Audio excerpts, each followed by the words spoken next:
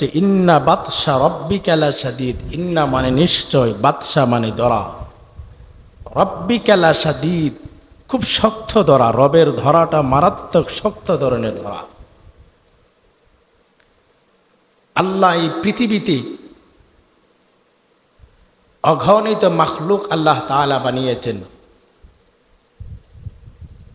তার মধ্যে শ্রেষ্ঠতম মাখলুক হলো মানুষ, আশরাফুল মাখলুকাত। এই আশরাফুল মাখলুকাতকে আল্লাহ এত শ্রেষ্ঠত্ব, এত সম্মান, এত মর্যাদা দিয়েছেন, অন্য কোনো জাতিকে এত সম্মান আর ইজ্জত দেয়নি। আমরা সকলেই জানি এই পৃথিবীর পরে অন্য একটা পৃথিবী আছে না নেই? এটা হলো ইহকাল, আরেকটি আছে পরকাল। এটা হলো ইহকাল, আরেকটি হলো পরকাল। এই পরকালের মধ্যে মিনাল জিন্নি ওয়াল ইনসা ইল্লা লিয়াবুদুন, আল্লাহ তাআলা কিয়ামতের মাঠে দুই শ্রেণীর ইনসানের হিসাব নেবে। কয় শ্রেণীর? দুই শ্রেণীর ইনসানকে আল্লাহ তাআলা কঠিনভাবে জিজ্ঞাসিত করবে, তাদেরকে প্রশ্ন করবে, প্রশ্নের উত্তরগুলো দেওয়া লাগবে। একটি হলো মানুষ, ওয়ালাকাদ কাররামনা বানি আদম। একটি হলো মানুষ, ওয়ালাকাদ কাররামনা বানি আদম। আদম জাতি পৃথিবীতে পাঠানোর উপরে কি করেছে না করেছে প্রত্যেকটা সেকেন্ডের হিসাব মাওলার কাছে দিতে হবে। আরেকটা হলো মিনাল জিন্নি ওয়াল ইনসা ইল্লা লিয়াবুদুন, ইনসান ও আল্লাহর কাছে, যে জিন আছে, জিন ও আল্লাহর কাছে হিসাব দাহিতা করতে হবে। এই দুই শ্রেণীর মধ্যেও আল্লাহ তাআলা মানুষদেরকে সম্মান বেশি দিয়েছেন। সুবহানাল্লাহ। কিভাবে সম্মান দিয়েছেন? আল্লাহ রাব্বুল আলামিন ফেরেশতাদেরকে বললেন, আমি একটা প্রতিনিধি বানাইতে চাই। ওয়ালাকাদ কাররামনা বানি আদম, আমি একটা আদম জাতি প্রতিনিধি আমি বানাইতে চাই। সেই কথা বলার পরে অনেকে বললেন যে আল্লাহ, আমরাই তো যথেষ্ট আপনার ইবাদত করার জন্য, আমরাই তো যথেষ্ট, আমরা ফেরেশতারা তো যথেষ্ট আপনার ইবাদত করতেছি। আল্লাহ তাআলা ফেরেশতাদের কতগুলা সৃষ্টি করেছেন কোন নবী রাসূলও জানে না। কোন নবী রাসূলও, মেয়ারাজের ঘটনা থেকে এসেছে, আল্লাহ রাসূল যখন মেয়ারাজে গিয়েছিলেন, যা দেখেন একদল ফেরেশতারা এইভাবে হাত তোলা অবস্থায় দাঁড়ায় আছে, আরেক দল ফেরেশতা রুকু অবস্থায় আছে, আরেক দল ফেরেশতা সেজদা অবস্থায় আছে, আরেক দল বসায় আছে। মানে পুরা নামাজের যে সিস্টেমটা আছে এইভাবে বসে আছে। জিবরাইলকে বলল কতদিন? কিয়ামত পর্যন্ত। সুবহানাল্লাহ। তারপরে বলতেছে আমি একটি প্রতিনিধি পৃথিবীতে বানাইতে চাই। আল্লাহ তাআলা বানালেন। বানানোর পরে ইবলিস ছিল মুআল্লিমুল মালাইকা, সমস্ত ফেরেশতাদের উস্তাদ, সমস্ত ফেরেশতাদের উস্তাদ। এই ইবলিসকে বললেন যে তুমি আমার আদমকে তুমি সেজদা করো, উসজুদু লি আদম, তুমি আমার আদমকে সেজদা করো। ইবলিস বলে ফাসাজাদু ইল্লা ইবলিস, আমি তো ইবলিস, আগুনের তৈরি, আমাকে যত নিচেই দেওয়া হোক না কেন আমি উপরের দিকে চলে যাব, আর মাটিকে আপনি যত উপর থেকে ছাড়েন না কেন তলদেশে পড়ে যাবে। উসজুদু লি আদম, তুমি আদমকে সেজদা করো। ফাসাজাদু ইল্লা ইবলিস, ইবলিসে পদ্ধতি বের করে, ইবলিসে পদ্ধতি ব্যবহার করে আল্লাহর সঙ্গে তর্ক বিতর্ক বললেন। আল্লাহ তাআলা বলে দিলেন আবা ওয়াস্তাকবারা ওয়া কানা মিনাল কাফিরিন, যাও তুমি কিয়ামত পর্যন্ত তোমার কে আমি জাহান্নামী বানায় দিলাম। নাউজুবিল্লাহ বলবেন না? আবাদুল আবাদ জাহান্নামী,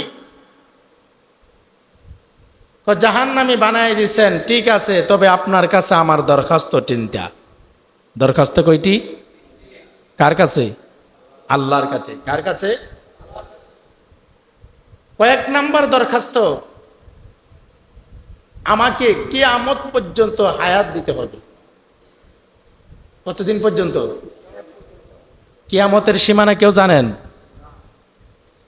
কোন নবী রাসূল জানেনি, কেউ জানে নাই। আল্লাহ বলে যাও তোমাকে দিলাম। 2 নাম্বার শর্ত,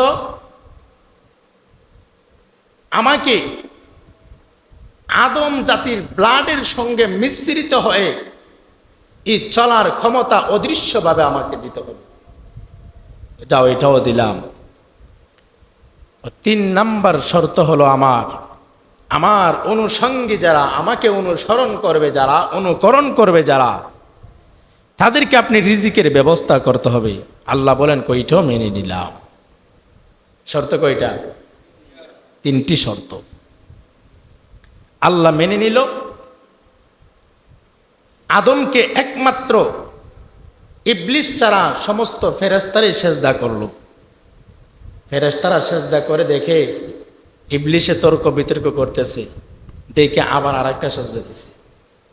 কয়টা সেজদা হইল? 2টি। কয়টি সেজদা?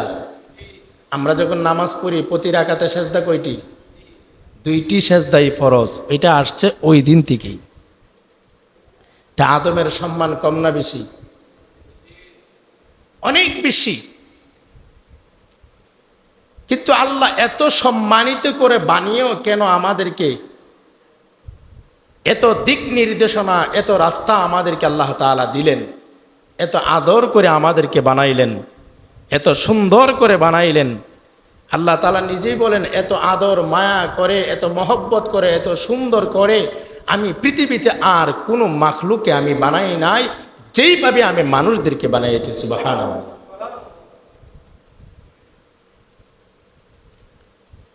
আল্লাহ তাআলা কোরআনের মধ্যে বলেন, লাকাদ খালাকনাল ইনসানা ফি আহসানি তাকবীম, আমি মানুষদেরকে অত্যন্ত সুন্দর করে বানাইছি, অত্যন্ত সুন্দর করে বানাইছি। এত সুন্দর করে বানিয়েও আল্লাহ তাআলা বলতেছেন, ইন্না বাতশা রাব্বিকা লাশাদীদ, বান্দা আমার পাকড়াও, আমার ধরা মারাত্মক বড় কঠিন। আমি ছাড় দেই কিন্তু ধরলে আর কাউকে ছাড়ি না। আমি ছাড় দেই কিন্তু কাউকে একেবারে ছাড় দেই না, ছেড়ে দেই না। যখন আমি আল্লাহ ধরি তখন আমি আল্লাহর হাত থেকে মুক্তি আর কেউ পেতে পারে না। আমি আল্লাহ এত দয়া তোমার প্রতি করি, তুমি আমার প্রতি একটুও করুণা করো না। আমি আল্লাহ তোমার প্রতি এত মায়া করি, তুমি আমার প্রতি একটুও মায়া মহব্বত তুমি দেখাও না। আল্লাহ তাআলা আমাদেরকে এত মায়া আর এত মহব্বত, এত ভালোবাসা আমাদেরকে দিয়েছেন। এই পৃথিবীতে যত মানুষ যত মায়া মহব্বত দেখায়, সে কেউ না কেউ স্বার্থের জন্য করে। মা বলেন, বাবা বলেন, স্ত্রী বলেন, সন্তান বলেন, মেয়ে ছেলে বলেন, ভাই বলেন, বন্ধু বলেন, সবাই কেউ না কেউ স্বার্থের জন্য করে, একমাত্র আল্লাহ নিঃস্বার্থভাবে করে। আল্লাহ একেবারে নিঃস্বার্থভাবে, কোনো স্বার্থই নেই। ইবাদত যেটা করি এটাও আমাদের জন্য করি, এটা আল্লাহ নেই না, আমাদের জন্য রেখে দেয় যে বান্দা জান্নাতে যাবে। তারপরও আমরা আল্লাহর কথা স্মরণ রাখতে পারি না। দুনিয়ার মোহ পরে, দুনিয়ার মহব্বতে পরে আমরা আখেরাত ভুলে যাই। দুনিয়ার মহব্বতে পরে আমরা আখেরাত ভুলে যাই। এত মহব্বত দুনিয়া কি করি, একটু যেই পরিমাণ এত ভালোবাসা মহব্বত দুনিয়াকে করি, এই মোহাম্মতটা যদি আল্লাহকে করতাম, আমার সমাজের মানুষ আজকে আল্লাহওয়ালা হয়ে যেত। কিন্তু আল্লাহকে মহব্বত করে না। বলবেন যে হুজুর, আল্লাহ যদি এতই আমাদেরকে মহব্বত করে, আল্লাহ যদি আমাদেরকে জান্নাতি দিতে চায়, তাহলে এত রাস্তা আল্লাহ দিলে কেন? সুদের রাস্তা দিলে কেন? ঘুষের রাস্তা দিলে কেন? জিনার রাস্তা দিলে কেন? মদ দিলে কেন? গাঁজা দিলে কেন?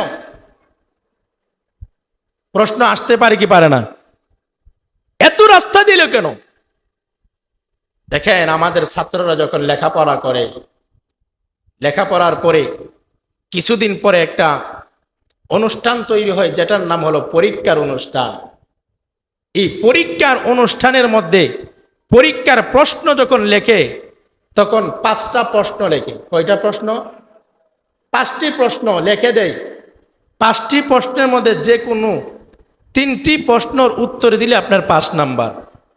কেউ যদি সালাই করে 5টা দেয়, তাহলে পরীক্ষা আছে না গেছে? কথা কই না। পরীক্ষা দিছে আমাকে 5টা প্রশ্ন, এর মধ্যে চাইছে কয়টা? 3টা, মানে সহজ করে দিছে আর কি। এই 5টার মধ্যে তোমার যে 3টা ভালো লাগে এটাই দাও, যেই 3টা ভালো লাগে এই 3টাই দাও, এর চেয়ে বেশি দিও না। বেশি বুঝলেই বিপদ। তা আল্লাহ তাআলা আমাদের কি দুনিয়াটা পাঠাচ্ছে একটা পরীক্ষার হল হিসাবে। আল্লাহ আমাদেরকে প্রশ্নও দিয়েছেন, 1 নাম্বার প্রশ্নও দিয়েছেন, 2 নাম্বার প্রশ্নও দিয়েছেন, যে এই প্রশ্নটা দিলে তুমি পরীক্ষায় পাস, আর এই পরীক্ষাটা দিলে তুমি ফেল। নামাজ পড়লে বান্দা তুমি পাস, রোজা রাখলে পাস, জাকাত দিলে পাস, হজ করলে পাস, তুমি সদকা জারিয়া করে পাস।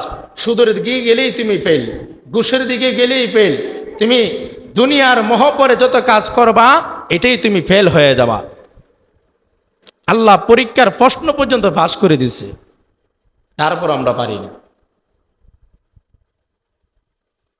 আল্লাহ আমাদেরকে এত দয়া আর এত মহব্বত করে আমাদেরকে বানিয়েছেন। এই পৃথিবীতে এত দয়া আর মায়া করে কাউকে বানাই নাই। তাহলে আল্লাহর পথে আমাদের চলার প্রয়োজন আছে না নেই? আল্লাহর কথা মতে আমাদের চলার প্রয়োজন আছে না নেই? আমরা কি আল্লাহর কথাই চলবো নাকি দুনিয়ার কারো কথাই চলবো? আল্লাহর কথাই চলবো। আল্লাহর কথাই যখন বান্দা চলে না, এত মায়া এত মহব্বত আল্লাহ এত দেখাইলো, দেখানোর পরে আল্লাহ বলতেছে, ইন্না বাতশা রাব্বিকা লাশাদীদ। আমি আল্লাহর পাকড়াও বড় কঠিন পাকড়াও। আমি আল্লাহ যখন পাকড়াও করব, কেউ আমার কাছ থেকে ছুটে যেতে পারবে না।